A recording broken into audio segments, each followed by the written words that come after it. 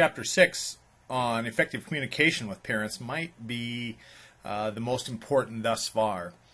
Talks about what is communication and communication with parents, but more importantly, what are some of the roadblocks that parents have with communicating with school, and what roadblocks do we put up as teachers in schools that keep parents from having open dialogue and participating in school. And the last portion of it is really good on conferences and effective conferences, parent-teacher conferences. Chapter 6. Chapter 6, Effective Teacher, Family Communication. Types of communication, barriers, conferences, and programs. And this is the chapter where we get to talk about the conferences. And this is from Dr. Berger herself, who was the original author of this before she shared it in this edition with Dr. Cortez. To really communicate, one must listen, one must share true meaning, and one must reflect upon the message being shared. Okay, so let's move on here. The overview, and you want to get this because this is where it comes in. Obviously, the communication in schools. Here's the ones I'm really going to hit hard. Roadblocks to communication. Both for the parents will have roadblocks, and the school will put up roadblocks. And I'll talk more about that later. Then effective communication with those parents, and not so much with this one. We're going to hit this real fast. I think there's only about one question on the test about this. And then parent-teacher conferences, and this is where we'll really kind of try to develop that more, that opportunity. I want to say this now. I'll say it again later, and you'll get sick of hearing it. The biggest roadblock I've ever had with communications, especially at parent-teacher conferences, is time. Never enough time. So first of all, communication is an exchange of information via verbal commands, written notification or notations, physical gestures. It's between two or more people, and where that comes is if you're communicating more broadly than a conversation. And it's one of the things that I don't think this does very good at, is talking about other types of communication other than face-to-face. So here's what it is. The message is this, has three components, and this is on the test what those three components are. Words are verbal stimuli, body language or physical stimuli, obviously, and vocal characteristics of vocal stimuli. And what vocal characteristics are? Inflections, voice inflections, and some of the most effective communication goes with this. How it's communicated, what types you use.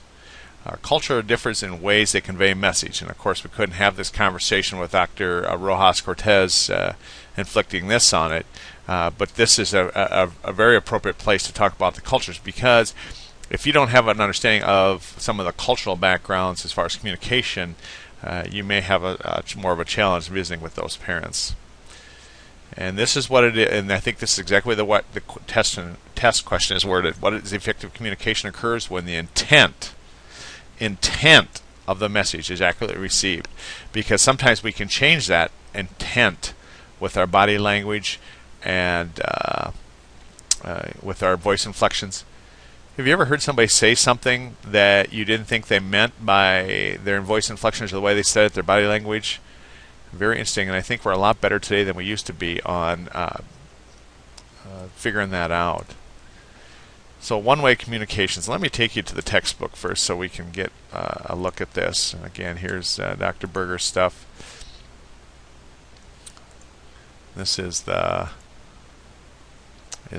in the message here is those three parts, the body language of the message. It encompasses more than one interchange of information, communication. Again, this whole chapter, you'll notice, just is kind of missing some things.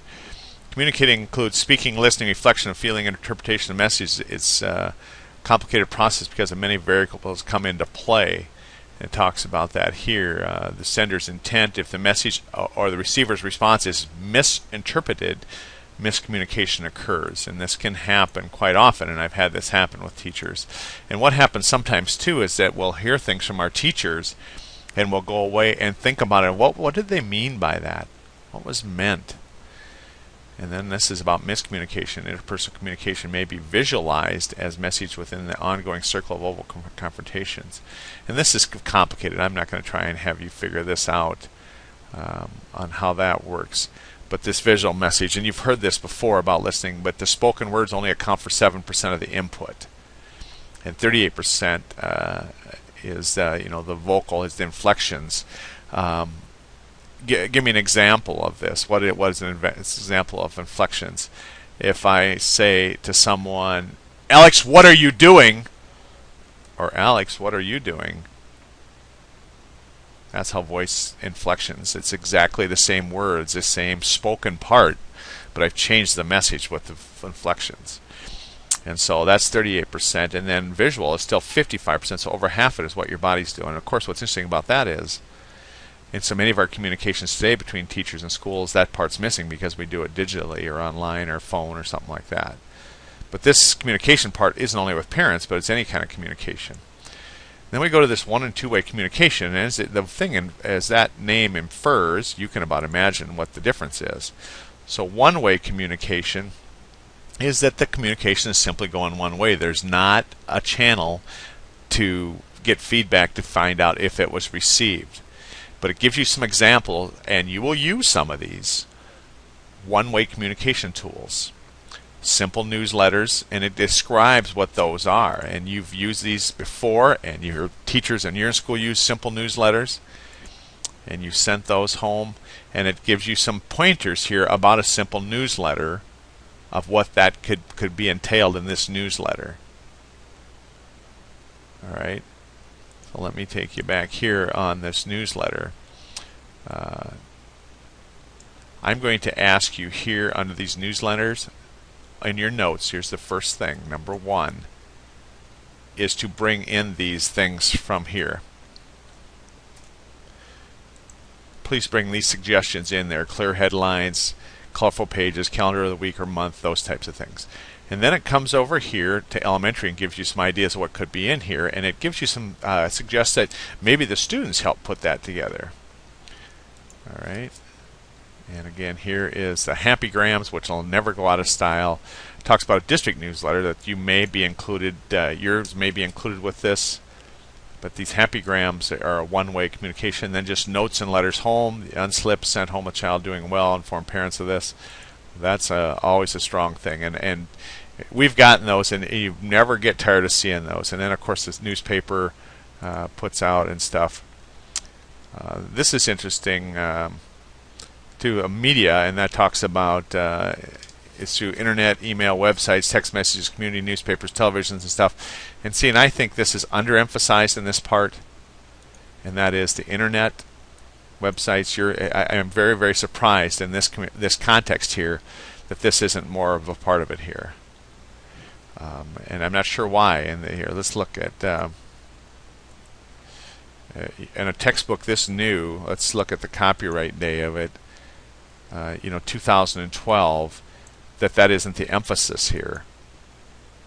And some of you disagree with me, but I'm telling you, it's just very unusual in the year 2012 on a copyright that isn't the first thing on top of one-way communication is that kind of media, internet.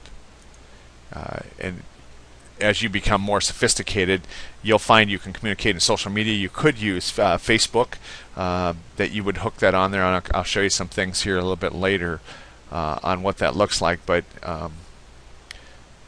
I'll give some rants about that later, about the importance of that. But it talks about the media and its use here. All right. Video clips allow parents and community to learn more. And then this is a suggestion box.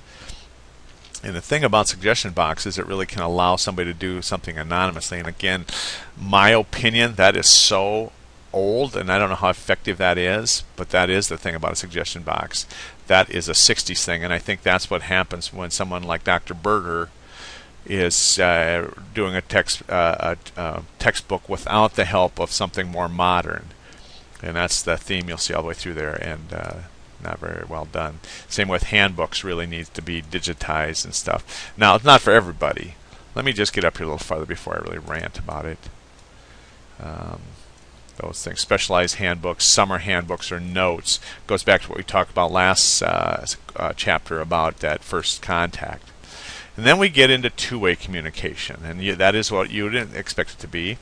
It's important. Two-way communication is essential, possible only when personnel meet the children and their parents, the school principals, center directors in this. Okay, and I'm going to push back on that a little bit right now, that there's lots of ways for two-way communication other than meeting, to meet the children and their parents.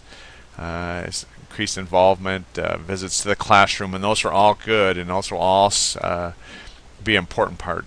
Okay, here's one, this homework hotline. Again, folks, in the year 2012, you copyright a book in the term 2012. In the year 2012, no one is using homework hotline. That is so archaic with the technology we have today. I was part of setting this up when I taught middle school 20 years ago. We set up homework hotline, and at the time it was a state-of-art technology, but where you physically went on the telephone each day, got into your personal account, and said what your assignments were. And I say, I can't imagine anybody's using this today, but that is their first and main focus, is homework hotline. And your homework hotline will be on the internet. Computer information lines, it goes into that a little bit. Email, and even email, folks, is it's not gone, but it's slipping. It's in the world that you and I are in, text messages and social media and chats and stuff like that, that I suspect email will slip farther and farther away. But as of now, people are still putting together email listservs so you can communicate with families that way. And chats, and again, it doesn't do service here, but the video chats are important, like Skype. I use the Google video chat, but I would welcome that type of communication any day over stopping to meet a teacher, because how much harder it is to make that happen. And then it talks about this background materials and assignments, permanent explanations of these different things, another part of two-way communication. And then, of course, here's one that hasn't gone away, is telephone calls, but I'm telling again, it's slipping a little bit because the same time, same place. But the thing that's changed the telephone call is the cell phones. That back when Dr. Berger first talked about this was a very intentional thing, is to make this phone call, where now the teacher has a phone with her all the time, or him all the time, and the parent does. And so that's changed a little bit. And then this figure up here, asking parents when they are available for telephone calls. Folks, I'm telling you, this is archaic stuff here. Don't do this. If you're in a school, just say you're teaching a low-income school, even still, there will be other things set up other than sending these little things back and forth. And let me just give you my rant about something like this.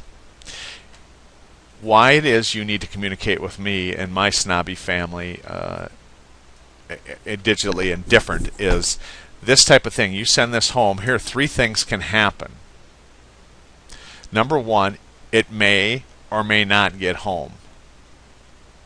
Number 2, we may or may not see it. 3, we may or may not be able to find it back if we need to check back on it. And this is why, in this era and going forward, make as much of this digital as possible. Because if it's digital, 1, a lot more likely that I'll see it. 2, a lot more likely that I'll read it and respond. And 3, a lot more likely I can find it back to check on it to remind myself what it was. Okay. And there's a couple others like this, home visits. I did some of those, and I don't know if I'd do them today, but if you're going to do home visits and meet families, and this really applies more to low-income areas, make sure you take somebody with you. It would be really cool. I think my kids would love to have their teacher come visit them at home, but it can present some challenges. Then visits to the classroom, and you want to read a little bit about this, how you can facilitate those. And we had some of that last chapter about those. Visits by invitation, student-parent exchange day. Those could be fun, especially as you can see the image here is with more younger kids. Breakfast. I did this. I was a room parent, and I cooked breakfast. And I didn't do it for the parents. I did it for the kiddos a couple times at their school, and it was a lot of fun. They got to come, and I made pancakes and sausages and juice, and I had just as much fun doing it as they had doing it. It starts out, you're talking about a cooperative cafeteria staff, and I'm going to say, especially in a big school, you're going to be a little careful with that. But you could have some fun of connecting with parents. And here's the whole thing, as we'll get farther down to the conference part of it, is there's never enough time. So create more opportunities, if you would, for us as parents just to get to know you. Because even like when we had the open school night at the beginning of the year, all the kids were there and all the parents, there's still never any time to really visit with you as a teacher and kind of connect with you.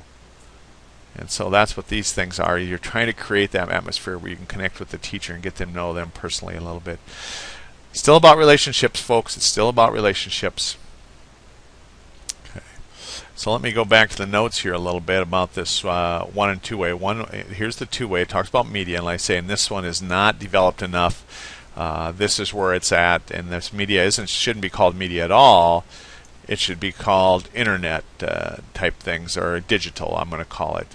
And above all of these, I'm going to say that's where it's at. I mean, some of this is still going to be good and be important to kids, but to be effective communicators with people like in our neighborhood, in our schools, digital. Will everybody use it? No, but you can bring them along, and I'm saying going forward in the 2011, as we move forward, this will be the direction. We won't completely lose the little paper notes and stuff, but I'm telling you, it'll work better for us. And this is the two-way communication, which is back and forth, the homework hotline. And I'm saying, if you go to a school that's using homework hotline, note, walk, run from that. Okay, computer information. Here's more emails, telephone calls, home visits, those things. Breakfast, backpack. I want you to do this here. This is your second thing in the notes. Is I want you to make a little note on each of these of what these are, and this is our second thing in our notes. Stop this and put a little information with each of these about them. Okay, so now we get to roadblocks. And folks, this may be one of the more critical things of this chapter, is what kind of roadblocks have been put up. First of all, it gives you these things here, 1, 2, 3, 4, 5, 6 of them. 6 different roadblocks that parents use. One is my child, or guardian, is extension of self. So don't mess with my kid, because it's like messing with me. It irritates me. So don't give me bad information. Don't want to hear things about it. Then this inadequate feeling, I don't belong, or any number of reasons of why I don't feel like this. Then avoidance, they don't respect the school or had difficult time themselves. And this is what I found teaching a low-income middle school, is this was a prevailing attitude. Didn't respect the school. I had a difficult time here. They were horrible to me. Everything was hard, so therefore I'm not coming here unless I have to. Then the indifferent parent, indifference or problems at home preventing attention. And I say this goes back to Maslow's hierarchy of needs, and that is I'm worried about food, shelter, clothing, safety. I don't have time, I don't have energy to worry about what's going on in school. Then there's this one, don't make waves. We fear the teacher or administration retaliation of the child. You ever had that fear? You know where this becomes the most prevalent? Is with the coaches. Most common here is the coaches here, but even in school, and I have a little of this, that if I question somebody or push back on anything, ooh, my kid's going to get it. So we just accept everything. And again, I think this is changing. I think there's a lot less fear of this than there used to be. But nonetheless, be aware that this is one of the fears that would be a roadblock to parents' communication. Then this club waving advocate, you express concerns through confrontation. And I worked with parents like this, that the only time they ever communicated with me was some kind of a confrontation, was some kind of a stand on something. I don't know. I made challenges also. Now, are you wondering why I'm telling you these? What difference does it make to you, these roadblocks? Well, folks, the reason that this becomes important is because what is the anecdote to it? And what I want you to do is on each one of these, here's your notes, and this is the third one now, is the third insertion in your notes is you take each one of these and you put a sentence of what the anecdote is on how to work with parents that have these roles. You want to yourself be able to identify what this roadblock is, which of these, and then each one has a little anecdote to it. For example, Here's the one: I don't feel like I belong. If parents feel inadequate, they avoid coming into contact. If they do come, they have difficult to communicate with their this. These parents can benefit from encouragement so they can contribute and be involved. So that's what you bring into your notes, is that anecdote for that. All right?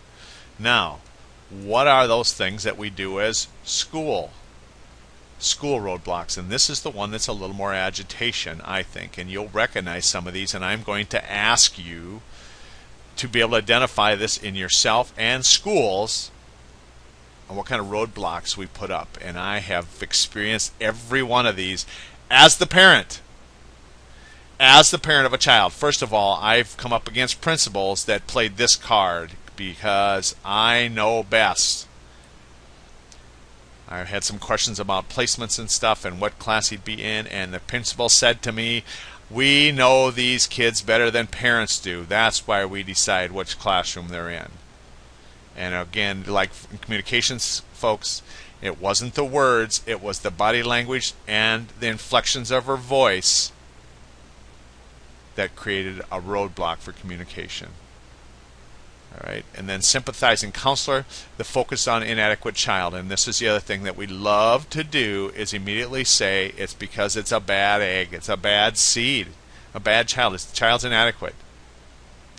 Please identify if that's what we do in our class or in our school. How about pass the buck? You know, that's the other teacher, and that teacher has her own policies, and that's how that works. And again, you'll run into schools that do that, and don't be that kind. If you're in a school that has that and a parent needs to visit with you, has some concerns, go with them. Go with them on the buck as the buck is passed, and run down and find the right person to talk to. And then how about this one? Protect the empire. United, invincible staff. They seem that they don't care. Folks, when I was in grad school, that was one of the attitudes of grad schools and administrators, is you have each other's back. So if somebody makes a mistake, you cover for them.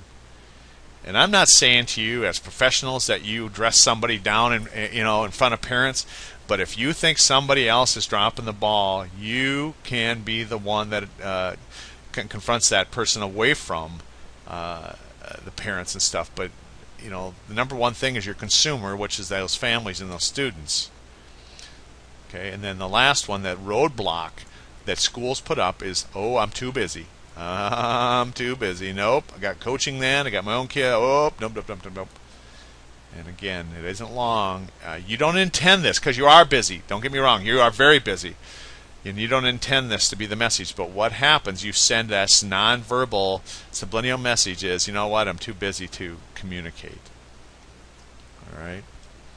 So those are the roadblocks. And now, again, as we come back to the textbook, what are those anecdotes? What things can we do to do that? And again, I'm going to say that you need to read through this and see if you can come up with what that is. Schools that ignore the citizen or criticize parents destroy communication between parents and schools. That's the authority. And it isn't as obvious in this. But the biggest thing, again, is you be aware of what we're doing to these kids sometimes. And then the next part here, we go into this communicating with culturally linguistic diverse families. Now, again, this is where you have to know some cultural background, is what is the mode of communication and what is it. This is where you got to be aware, as if it's they look at you or they don't look at you, or what is their culture for women versus men, those types of things. You have to have some awareness of that.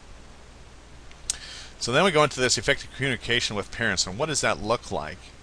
And it has some great stuff here about effective communication skills in restating stuff, recognize the parent's feelings, handle the situation, especially if there is, what's the word I want to say, if there's some contention, if there's a problem. You got to really be careful how you handle that if they have some issues. Do not set off the fuse. Those kinds of things. And so please read through this about how to handle this. Research our cultural things, develop an understanding of the rules and norms in culture, gender differences. And I say, and even, and this is of course what I love about this textbook, is it ignores this, but even among our local people, you may have gender differences, and they dramatically view differently what the roles are. My wife would be much better at going up and visiting with teachers than I would be. I don't have, it's funny, somebody that works with teachers, but I don't have the right temperament to go talk to the teacher about problems in school. I tend to escalate quicker. It's a gender thing. Treat the family with respect.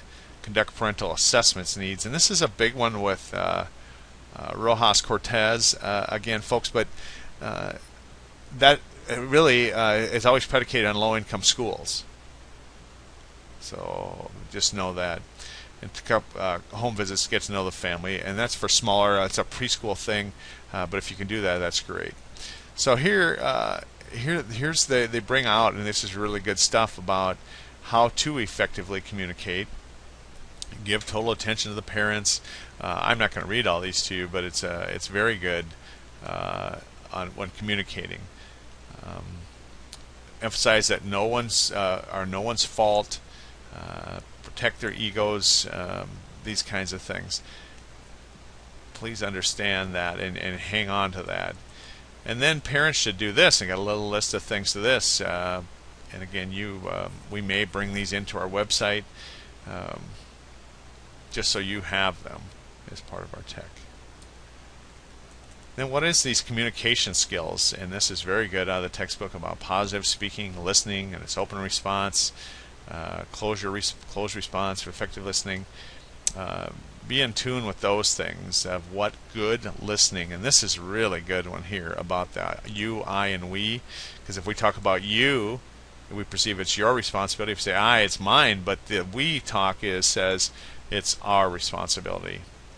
Then rephrasing is important, especially again when there is contentious things that you're dealing with.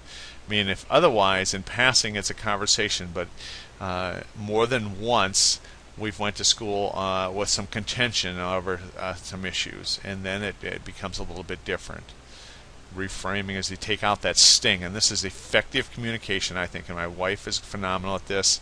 Good effective communication is you can tell them things and take a little of the sting out of it. So let me go show you what it says in the textbook about that. This positive speaking, listening. I want to just jump back here. This listening is very good about be patient, remove distractions. Use silence, pay attention, be receptive. It's very good stuff with listening. And again, I say, especially if there's contentious things. Talks about rephrasing, the I, you, we message. Folks, please read this. It'll be helpful stuff for you. But here, this is the part about taking the sting out of it a little bit. This loud and boisterous child, you're concerned they're very active, and this is what you would say. Here is Linda seems to be very active, and it's really kind of cool how they give you a little lesson on how to say it. They talk too much. Well, it likes to share with others. It has a lot of information to share. Okay? Learn some of this verbiage, how to communicate this that way. Does not pay attention while they're preoccupied. I think that's very good, and as a parent, I'll receive that better in that way. Now we get into these parent education things, and again, there's about 3 of them here, I believe. It goes through. I think there's one. In fact, let me give you that thing. One question from the test.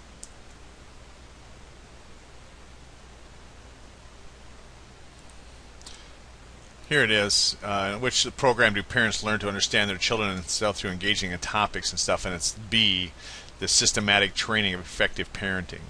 So now you got one right. That B. 19 is B. All right.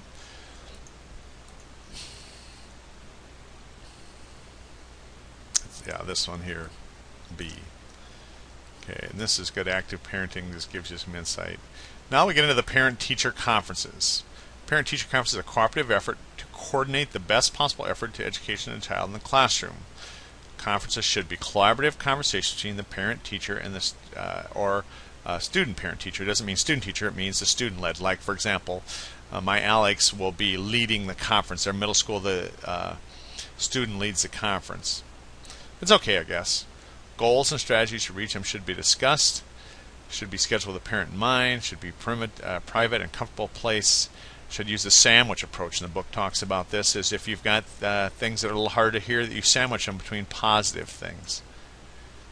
Conference steps, prepare in advance, begin with objectives of the meeting, share examples of child's work and development, continue two-way communication beyond that, plans, goals, post-meeting follow-ups.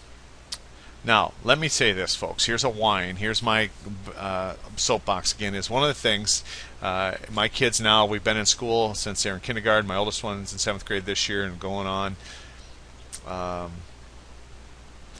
The biggest factor always with this, always, everyone I've ever went to,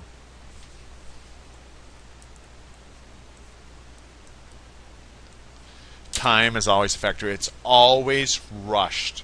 Never enough time to ask questions. And a lot of times in these scheduling, you don't have control over the time that somebody gives you, that they're 10-minute or whatever. And we've actually had them scheduled less than that. And one of the things with my gripes is, like, this has happened to us a number of times. Say, for example, ours is scheduled for 10:15, and generally it's, let's just say at 5:15.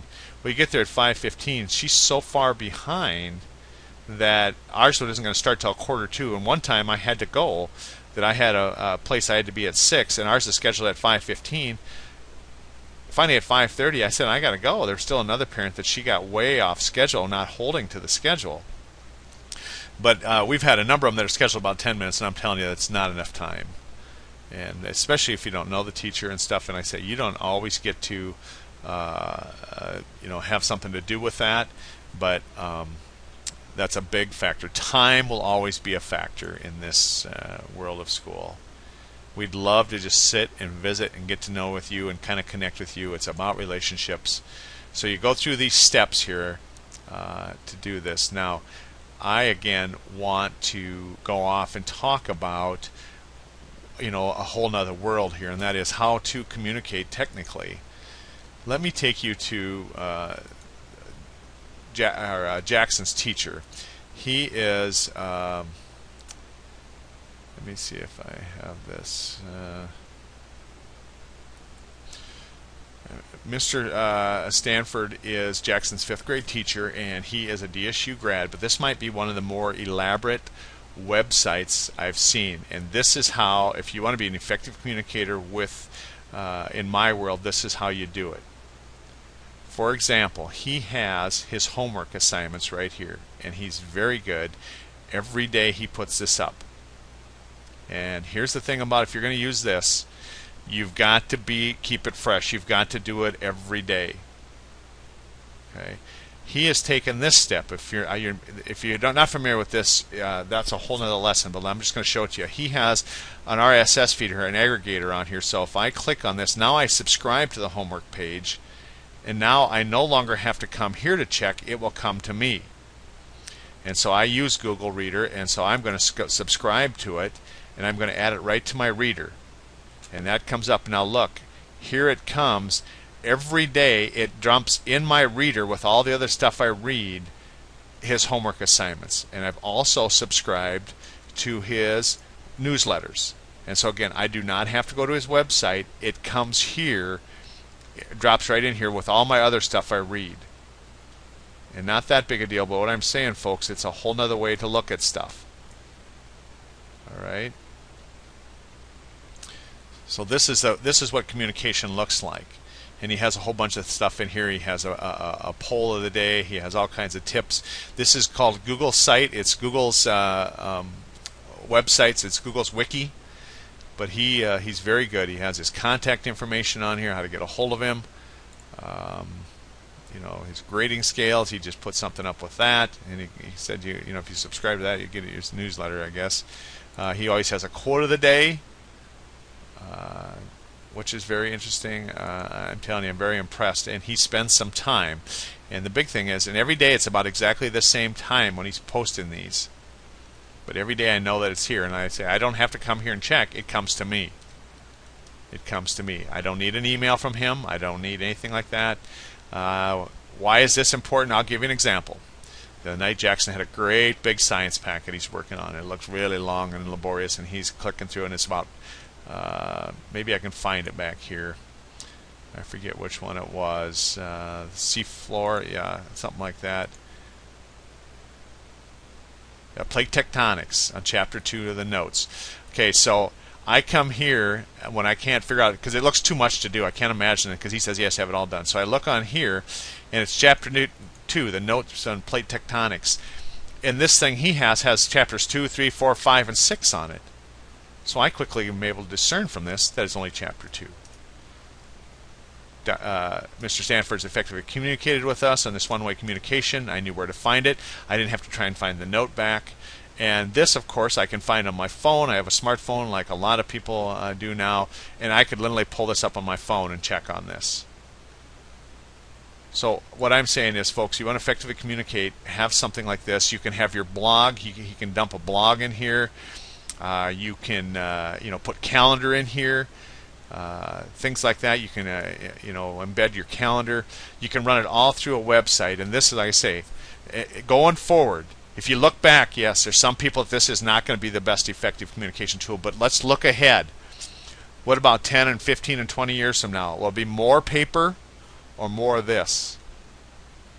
And as an up-and-coming teacher, and especially as a DSU person, this is where you need to be. And it's going to take some work. And once you get it down, because it looks like to me Mr. Stanford comes every day and at the same time and updates this. I can just tell from his posts. Okay, there's a few more things in the textbook I want to talk about that this doesn't come in the notes. This is still this here. Let me get here. This was about the conferences, collaborative conversations and conferences. Here it talks about develop the trust with us as parents, invite us, set a mutual goal, listen to viewpoints, and restate that goal. And again here, this is a note home. Folks, there's some places, but for my world, this is not the way to get information from me, is this note. Make this digital where I can go on your website and sign up for something. And that's the thing about these wikis now, is you can do that. You can make it public where they can sign up for stuff. Okay, same here. Reminds me of the conference. This is where, if you're a teacher, don't send me this, send me something digital. Text message, email, something like that. Okay. This talks about understanding the language of not using acronyms and things that parents don't understand. Jargon, it's called. My wife has pointed that out to me more than once at conferences, that the teacher used jargon, and she calls it teacher jargon, that they like to use acronyms, especially when it comes to like reading programs and methods and styles. Watch your words. This seems a little funny to me that you would practice it. That would never be a thing to me. But attentive behavior when you're listening. And again, as I said before, what is the biggest factor? Time is always a factor, because what if I'm doing more than one child? If you tell me it's at 6 o'clock or 6:15, you know what I'm expecting? I'm expecting to see you at 6:15. Not 6:15 is our scheduled time, and I come in your room at 6:45 because you're so far behind. One of two things: you got to schedule more time, or reschedule, or something. It talks about the preparation for conferences, prepare preference on how to do that. Now, here's the stuff I want you to pay attention to. Here it says, typical questions include the following. How does your child seem to feel about school?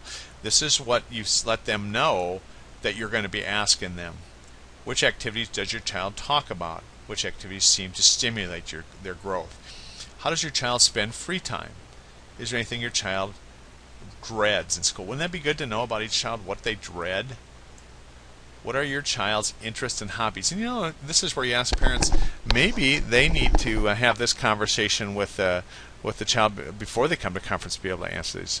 What are your child's interests and hobbies? Okay, and then some schools might include this kind of thing. What concerns do you have? What kinds of support or collaboration would you like from a school to help your family?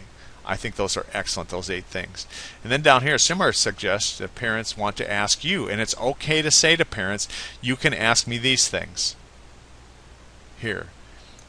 And again, you don't offer these things, but you now are ready to answer these, because sometimes in these we're not sure as parents what to ask. So there those are. Then the teacher preparation, how to get ready. If you're going to use standardized tests, folks, read this stuff here. In fact, I can't see if that was on here. Prepare in advance, begin objectives, share, continue two-way communication. Those were all the things for that. But standardized tests are interesting, and if you're going to use those, you better be able to explain those. And here's a little check sheet to help you get ready, to make sure you're ready for this. And this is interesting too about these congruent beliefs, saying maybe they view the child differently than you do. Okay, maybe you're talking about this child who constantly disrupts, and then they're shocked at that. So make sure you're kind of on pace for that. And then this comfort membership could be who else maybe needs to be involved in this. They talk about a speech teacher, a physical therapist. Who else may be beneficial to this? Maybe the child in the conference is a new thing. Describes a 4-phase process of collaborating. Phase 1, early in the year. Phase 4. I'm going to ask you to bring these 4 phases in here that Borklin and Bunger talk about. And I'm going to have you put it right here.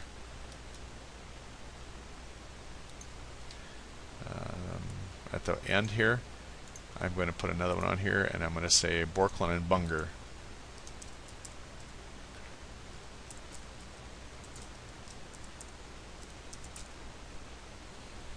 Okay.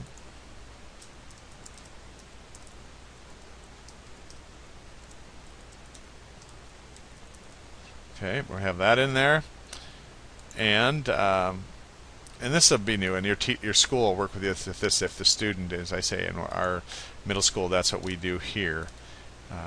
Talks about these congruent expectations, and then it takes you through a bunch of situations, which we're going to jump ahead here a little bit farther in the text. And these are very helpful to read through those and see what your perceptions of those are.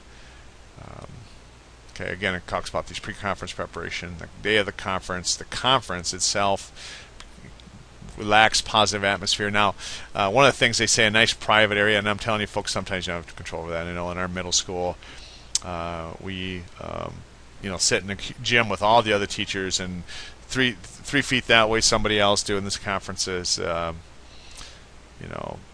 This privacy is really somewhat subjective. And here's the thing I'm complaining about all the time: know the time limitations, because that's, especially you got a place to go, or you got to get over to the other building, to the other child's thing.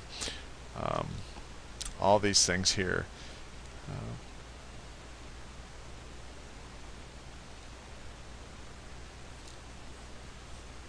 They are part of the team. These tips here.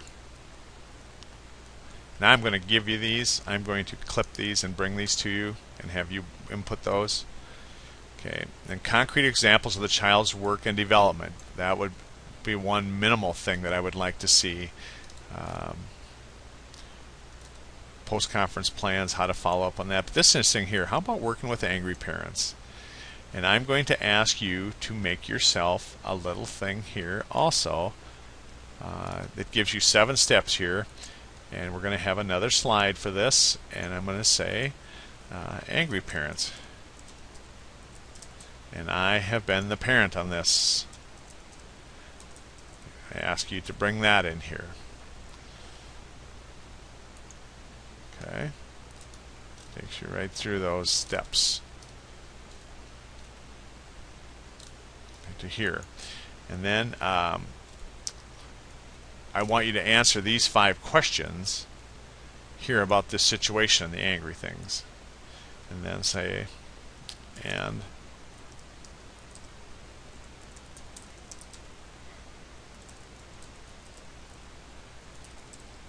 Okay, you got those. So those 2 steps working with angry parents in that situation. Okay, and then make a contract for communication. Parent communication. Here I'm going to ask you to do that too. What about a contract?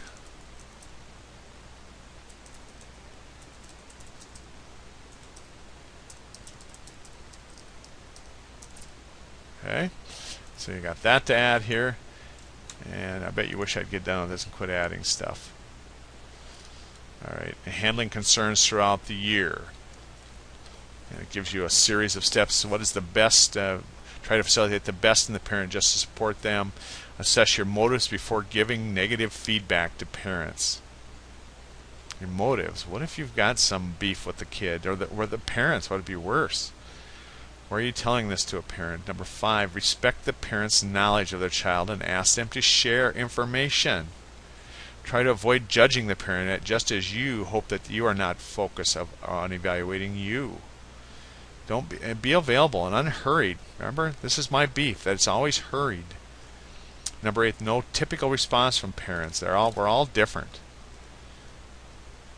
So I'm going to clip this too and give you this. Okay, that's a lot of whining and carrying on, but I see this is probably one of the more critical chapters that we'll discuss in the course.